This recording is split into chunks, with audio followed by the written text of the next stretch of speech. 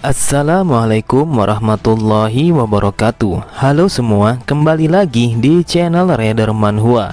Kali ini Mimin akan melanjutkan sebuah komik yang berjudul Raja Assassin Terkuat. Buat kalian yang baru saja mampir di channel ini, Mimin sangat berterima kasih karena kalian sudah meramaikan kolom komentar dengan kata-kata yang positif. Berkat kalian semua, Mimin akan selalu bersemangat untuk mengembangkan channel ini. Dan apabila kalian masih bingung dengan alur ceritanya, kalian bisa cek deskripsi atau langsung saja menuju playlist yang ada di halaman channel ini untuk memulainya dari part 1. Tanpa basa-basi lebih jauh, mari kita masuk di part 18. Cerita dimulai. Terlihat Yumun sangatlah terkejut ketika Soroyang yang mengatakan, "Lihatlah rasa haus darah yang tersirat di matamu. Sepertinya di saat ini kau telah bersiap untuk membunuh seseorang." Lalu entah apa yang ada di pikirannya saat itu, ia pun dengan santainya memanggil Yumun untuk menghampirinya dan mengajaknya agar minum bersama. Yumun pun bergumam apa yang sedang ia rencanakan. Apakah dia berencana untuk melakukan sesuatu yang begitu dekat dengan tempat ini? Melihat ekspresinya yang begitu waspada, Hajin pun mengatakan kepadanya untuk tidak perlu bersikap waspada, dan ia mengajaknya minum bersama karena ingin merayakan pembebasan mereka.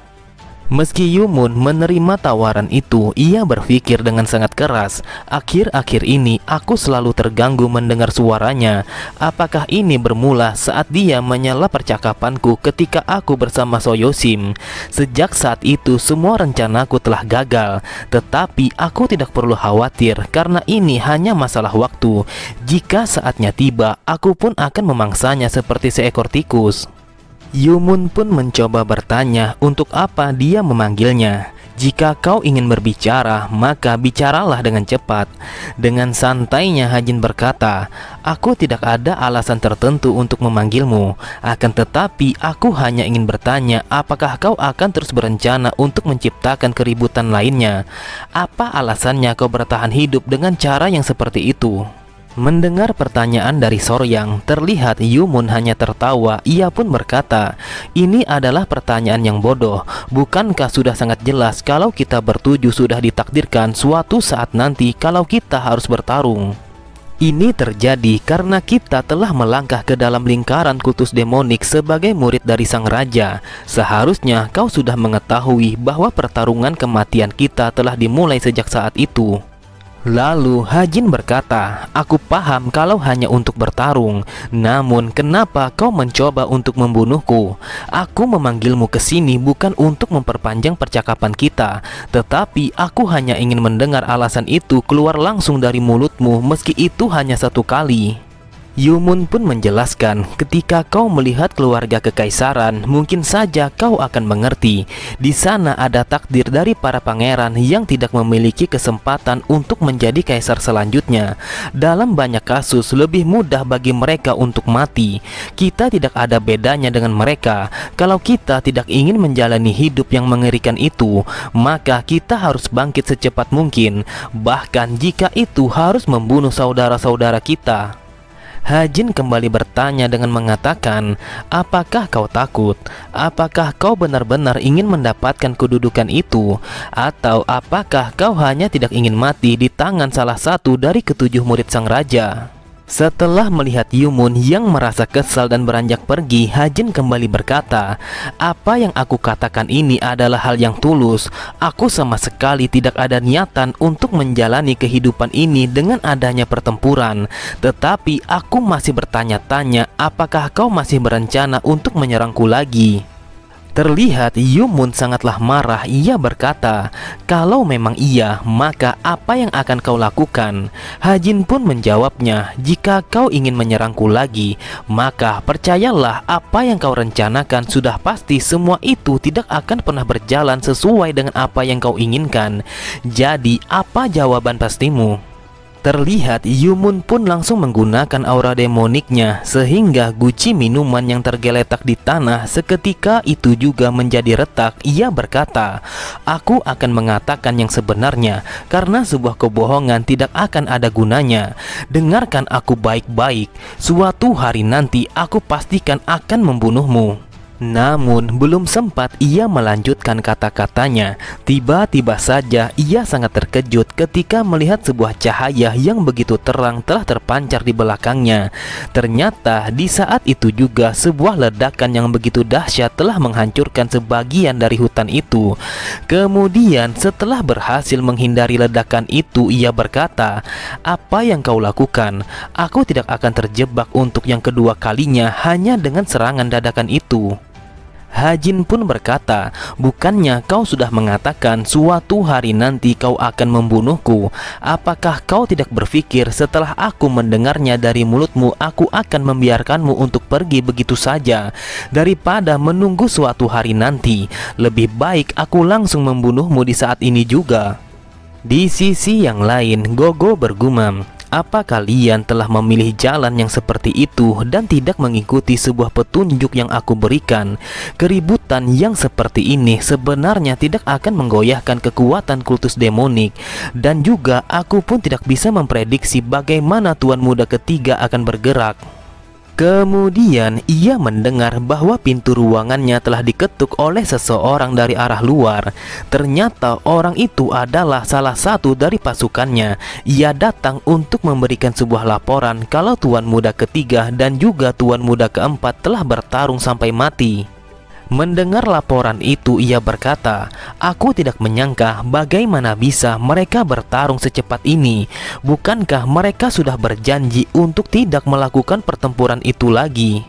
Cerita kembali berpindah. Hajin pun berkata, "Siapapun yang menyerang lebih dulu sudah pasti mempunyai keuntungan yang cukup besar. Tetapi aku dengan sengaja akan membiarkanmu untuk melawanku.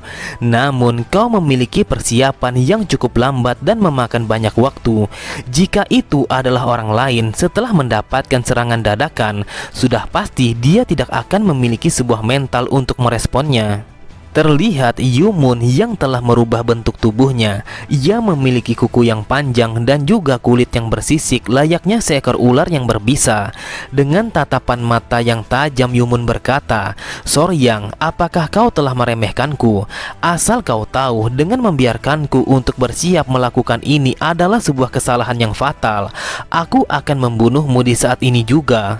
Dengan sangat cepat, Yumun pun langsung melompat menerjangnya dan bersiap untuk menyerangnya dengan cakar panjang yang sudah ia persiapkan.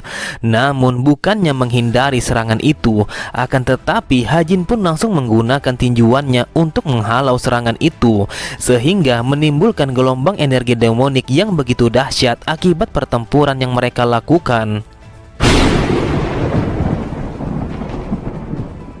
Hajin kembali mencoba memancing amarahnya dengan mengatakan, "Sepertinya kau hanya bersikap sombong. Apakah menurutmu serangan seperti itu akan bisa membunuh seseorang?" Namun di dalam hatinya ia berkata, bukan tanpa alasan mengapa ia bisa menjadi salah satu dari murid sang raja. Kalau saja dia memiliki kemampuan setara ketua berserker, sudah pasti aku bisa membunuhnya hanya dengan 10 gerakan. Meskipun bukanlah hal yang mustahil aku bisa mengalahkannya, tetapi karena pertarungan sebelumnya dia telah menyuntikkan racun yang mematikan ke dalam tubuhku, dan itu membuat kemampuanku menjadi berkurang. Racun ini tidak akan pernah keluar apabila aku tidak memahaminya dan mencari cara untuk mengeluarkannya. Ketika mendengar Yumun yang berulang kali mengatakan kalau ia akan mencabik-cabik tubuhnya sehingga menjadikannya sebagai potongan yang kecil, Hajin pun meresponnya dengan mengatakan, "Meski sebentar lagi kau akan menjadi seorang mayat, tetapi kau tetap saja banyak bicara." Merasa dirinya telah dihina, ia pun langsung melakukan serangan lagi. Ia berkata, "Kau yang akan mati di malam ini karena aku yang akan membunuhmu." Namun meskipun ia berkali-kali melancarkan beberapa serangan combo, akan tetapi tidak ada satupun dari serangannya yang mampu mengenai tubuh Soryang. "Apakah hanya sebatas ini kemampuanmu? Jika kau ingin mengalahkanku, maka kau harus bergerak dengan cepat lebih dari yang biasanya." Karena pukulannya tidak ada satupun yang mengenai Soryang, ia pun langsung memutar badannya dan menggunakan kakinya untuk menendang kepalanya. Akan tetapi ia begitu terkejut setelah melihat putra ketiga yang telah menghilang dari hadapannya. Dan ternyata entah bagaimana caranya, Yumun tidak menyangka kalau Soryang telah berdiri dengan santai dan mengambil jarak dari jangkauan serangannya. Padahal dia sangat yakin kalau tendangannya itu sangat pasti telah mengenai kepalanya. Kemudian sambil menggunakan aura demoniknya, Hajin berkata, "Aku akan menunjukkan kepadamu hanya satu kali saja. Jadi perhatikanlah baik-baik. Teknik ini disebut sebagai terobosan surgawi." Benar saja, setelah mengatakan itu, Hajin pun langsung berlari dengan sangat cepat. Bahkan saking cepatnya sampai-sampai pergerakannya tidak mampu dilihat dengan mata kepala. Ketika melihat Yumun yang tidak mampu mempersiapkan diri, dengan mudahnya Hajin pun langsung menyarangkan sebuah tinjuan yang mengarah tepat di bagian perutnya, sehingga membuatnya terlempar dan tersungkur jatuh ke belakang. Sambil menahan rasa sakitnya, Yumun berpikir, bagaimana bisa ia bergerak secepat itu? Bahkan mataku tidak mampu mengikuti pergerakannya. Lalu dengan tatapan mata yang tajam, Hajin berkata, seharusnya ini sudahlah cukup. Keharmonisan antara seni demonik dan juga teknik bayangan kegelapan tidaklah buruk. Meski aku sangat percaya diri akan kehebatan teknik gabungan itu, akan tetapi aku sama sekali belum pernah mencobanya dalam pertarungan yang nyata kepada orang lain.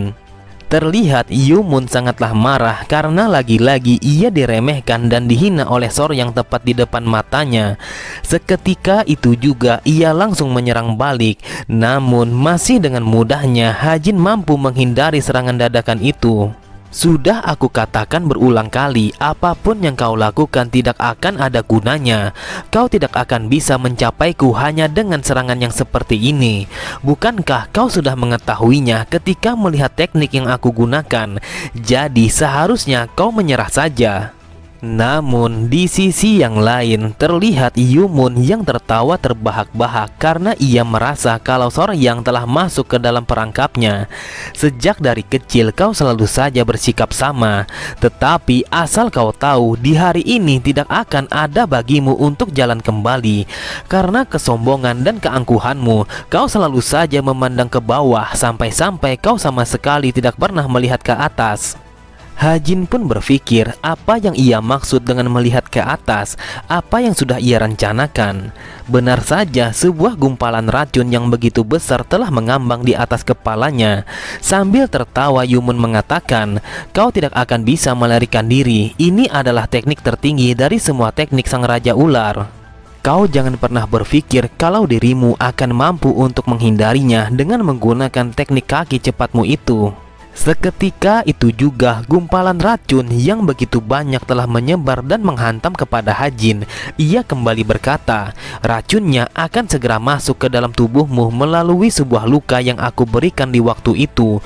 Kali ini percayalah, kau sama sekali tidak akan bisa melarikan diri tanpa merasakan penderitaan yang begitu pedih. Aku tidak menyangka akan menggunakan teknik ini hanya untuk orang sepertimu. Asal kau tahu, aku telah menuangkan sejumlah racun yang sangat mematikan. Jadi matilah dengan penderitaan yang sangat menyakitkan. Di sisi yang lain, terlihat Hajin yang mencoba untuk berkonsentrasi melawan racun yang menyebar di sekitarnya. Ia berpikir, meskipun aku mencoba menahan nafasku, namun tetap saja racun itu telah meresap ke dalam tubuhku melalui lukaku. Seperti yang diharapkan dari seorang ahli pengembang racun, dia telah menyembunyikan teknik aneh ini yang terbilang cukup kuat. Tetapi meskipun begitu, aku harus menghancurkannya dan keluar dari gumpalan racun ini. Hajin pun langsung mengayunkan pedangnya untuk keluar dari gumpalan racun itu. Namun ia begitu terkejut ketika racun itu telah menghilang begitu saja. Namun tidak jauh dari tempatnya berdiri terlihat Angwa yang sedang kesakitan dan tersungkur. Dengan lirihnya Angwa mengatakan, wahai tuan muda, tolong selamatkan saya karena saya merasakan tubuh saya seperti terbakar. Ia pun langsung menghampirinya dan mencoba untuk menolongnya. Akan tetapi tetap saja Angwa merintih kesakitan dan mengatakan kalau ia tidak ingin mati dengan cara yang seperti itu. Namun tiba-tiba saja tanpa ia sadari, Anghwa pun langsung menyerangnya dengan sebuah cakaran yang tertuju kepada tenggorokannya. Hajin yang mencoba menahan serangan itu, ia pun bertanya-tanya apakah itu adalah Yumun yang telah menggunakan sebuah topeng untuk mengelabuinya. Tetapi ia kembali terkejut setelah mendengar Anghwa yang tertawa dengan suara yang berbeda. Ternyata seketika itu juga Anghwa telah berubah menjadi Ratu Iblis yang bernama Sukyu. Dia adalah seorang iblis yang telah membunuhnya di kehidupannya yang dulu. Sambil tertawa, Sukyu berkata, "Chun Hajin, sudah lama kita tidak bertemu. Aku tidak menyangka kalau kita bertemu di tempat yang seperti ini. Karena anggota tubuhmu sudah tidak ada lagi. Jadi sekarang adalah giliran kepalamu yang akan aku potong." Hajin begitu panik saat ia melihat kedua tangan dan kakinya telah terputus. Ia berpikir bagaimana bisa itu terjadi dengan begitu cepat ketika kesadarannya masih terjaga. Di sisi yang lain, Yumun hanya tertawa ketika melihat Soroyang yang terjebak di dalam kabut racunnya. Sangat menjijikkan melihatmu bertarung dalam ilusi, tetapi pemandangan ini begitu berharga apabila hanya diriku saja yang melihat situasi ini. Dia seperti anak kecil, kesombongan yang selalu ia banggakan kini telah membunuhnya. Dengan sangat cepat, Yumun pun langsung melompat untuk menyerangnya. Ia berkata, "Soroyang, seperti yang kau katakan, aku akan membunuhmu sebelum kau tersadar dan membalaskan dendammu." Akan tetapi, ia langsung terdiam ketika Soroyang langsung mencekik lehernya dan menghentikan pergerakannya. Ia tidak menyangka akan hal itu. "Bagaimana caranya kau bisa keluar dari ilusi yang aku ciptakan? Aku yakin kalau kau telah terkunci di dalam sana." Hajin berkata, "Berkat teknikmu yang menjijikkan, akhirnya pikiranku menjadi jernih. Inikah teknik rahasia yang kau banggakan? Menurutku teknik ini sangat mengerikan, sama seperti orang yang menciptakannya." Kemudian Hajin pun langsung meninju perutnya dengan menggunakan energi demoniknya yang mengalir deras di ujung tangannya. Bahkan saking kuatnya tinjuan Hajin sampai-sampai Yumun pun langsung terlempar jauh ke belakang. Dengan nada yang mengintimidasi, ia kembali berkata, "Apakah kau berpikir dengan menggunakan teknik seperti itu bisa mengalahkanku? Berkat racun ilusi yang kau taburkan, akhirnya aku mengetahui racun apa yang telah kau suntikkan kepadaku." Di dalam hatinya ia berkata, "Ketika aku masih kecil, aku telah melatih tubuhku sampai pada batasnya untuk melawan racun yang mematikan. Berkat pengalaman itulah aku mampu terbebas dari teknik racun ilusi yang mengurung diriku." Sambil menahan rasa sakitnya, Yumun berkata, "Aku tidak mengerti apa yang kau bicarakan, tetapi bagaimana bisa kau terbebas dengan secepat itu sedangkan kau bukanlah seorang master?" Hajin pun mengatakan, "Sekarang kau telah membuatku menjadi sangat marah. Meski aku memerlukan waktu yang lebih lama, tetapi asal kau tahu, untuk keluar dari ilusi itu bukanlah sesuatu yang hanya bisa dilakukan oleh seorang master. Jadi aku akan menunjukkan sesuatu yang sangat spesial hanya untuk dirimu." Terlihat sebuah aura demonik yang sangat terang bagaikan kilatan petir telah menyelimuti sekujur tubuh Hajin.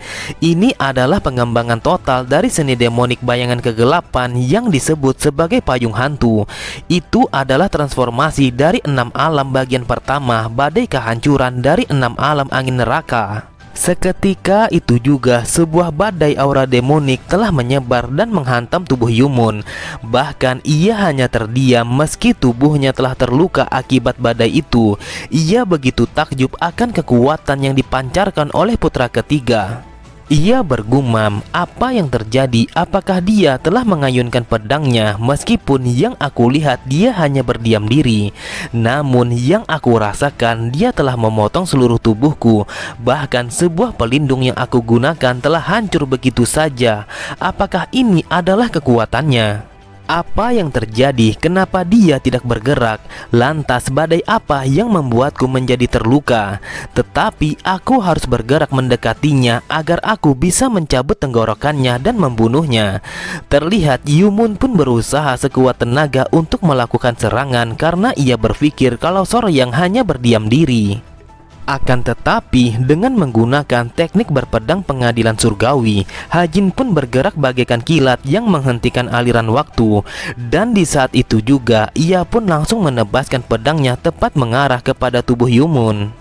Kemudian setelah melihat Yumun yang tersungkur sambil menodongkan pedangnya, Hajin berkata, "Apakah kau memiliki kata-kata terakhir yang akan kau ucapkan sebelum aku memenggal kepalamu? Kita semua tahu kalau kematian bukanlah sesuatu yang bisa kita hindari. Hidup bagaikan asap tembakau yang biasanya kau isap di setiap hari." Di dalam hatinya Yumun bergumam, apakah aku akan mati di tangan seseorang yang sangat aku benci, seseorang yang telah mengacaukan rencanaku untuk menjadi sang raja berikutnya. Kemudian ketika Hajin ingin memenggal kepalanya, tiba-tiba saja dua buah cahaya telah datang dan langsung mengikat pedangnya untuk menghentikan pergerakannya. Ternyata cahaya itu adalah sebuah rantai yang dilontarkan oleh Gogo, sang pemimpin dari Aula Hukum Pidana. Ia berkata, "Wahai Tuan Muda Ketiga, aku masih ingat bagaimana kau setuju dengan saran yang aku berikan. Aku tidak bisa mengizinkanmu untuk membuat keributan yang lebih jauh dari ini." Hajin pun bergumam, ini adalah benda yang tidak ada wujudnya, sebuah keterampilan yang dapat mengontrol pergerakan benda tanpa menyentuhnya. Sudah pasti keterampilan ini membutuhkan pemahaman yang sangat mendalam. Dengan tatapan mata yang tajam, Hajin berkata, "Haruskah aku membiarkan begitu saja kepada seseorang yang mengancam nyawaku hanya karena kau ikut campur? Sekarang yang aku lihat kau seperti orang yang jahat." Gogo pun mencoba untuk menjelaskan kenapa dia menghentikan pertarungan mereka. Itu karena mereka bertarung di dalam wilayah yang ia kendalikan. "Aku tidak akan membiarkan sebuah pertarungan yang masuk ke dalam wilayahku, bahkan jika itu melibatkan murid dari sang raja." Hajin pun berkata, "Sepertinya kau telah menyalahgunakan kekuasaanmu dengan mengatakan hal yang seperti itu. Haruskah kami mengikuti apa yang kau perintahkan? Aku rasa kami tidak perlu mengikuti apa yang kau katakan." Seketika itu juga Hajin pun langsung mengayunkan pedangnya, sehingga membuat rantai yang mengikat pada pedangnya kini telah terputus begitu saja. Gogo sangatlah terkejut. Ia tidak menyangka kalau Tuan Muda Ketiga dengan mudahnya melepaskan diri dari teknik rahasianya. Ia berkata, "Apakah kau berniat melawan kami? Jika kau melakukannya, maka kau harus menanggung resikonya." Hajin pun menatapnya dengan tatapan mata yang tajam. Ia berkata, "Menanggung resiko? Sepertinya kau telah salah memilih lawan. Seharusnya dirimulah yang harus kau khawatirkan." Terlihat Hajin pun langsung melompat dan bersiap untuk menancapkan pedangnya kepada Gogo karena ia menganggap kalau dia adalah seorang pengganggu.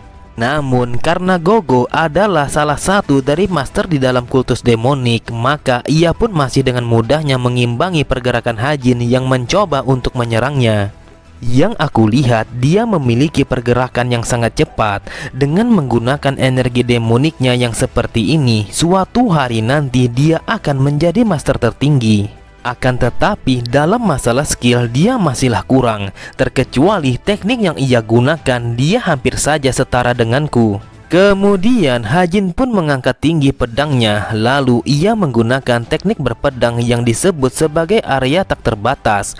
Seketika itu juga terlihat aura demoniknya telah mengamuk bagaikan kobaran api yang menyambar kepada Gogo yang masih berdiri di hadapannya. Sambil menahan serangan Tuan Muda Ketiga, ia bergumam, "Teknik apa yang ia gunakan? Aku merasa kalau tubuhku mulai terbakar akibat gelombang api dari serangannya." Benar saja, seketika itu juga sebuah sambaran api yang sangat dahsyat telah mengguncang lokasi itu. Lalu ia berkata di dalam hatinya, "Jika reaksiku terlambat sedikit saja, sudah pasti aku akan mati akibat ledakan api yang ia gunakan. Sekarang aku sudah kehabisan energi, dan apabila jika ada serangan lanjutan, maka aku tidak akan bisa lolos tanpa adanya luka." Namun ia bertanya-tanya entah kenapa Tuan Muda Ketiga telah menghilang dari hadapannya setelah ia melancarkan serangan itu. Ternyata tanpa ia sadari, dari arah belakangnya terlihat Hajin yang berlari dengan begitu cepat menuju kepada Yumun yang tidak berdaya. Namun reaksinya begitu terlambat setelah menyadari kalau serangan itu hanyalah sebuah pengalihan. Akan tetapi tujuan utamanya adalah untuk membunuh tuan muda keempat. Benar saja, tanpa adanya keraguan sedikit pun, pedangnya telah menancap tepat di tengah dadanya dan menembus ke tubuh belakangnya. Dengan tatapan mata yang tajam, Hajin berkata, "Apakah kau tahu kalau aku sudah lama memikirkan ini? Mungkin kau harus mengalami kehilangan semua yang kau miliki. Mata untuk mata, jantung untuk jantung, dan keputusasaan dibalas dengan keputusasaan." Oke semua, cukup sampai di sini dulu pembahasan alur cerita kita. Sampai jumpa di video selanjutnya. Wassalamualaikum warahmatullahi wabarakatuh.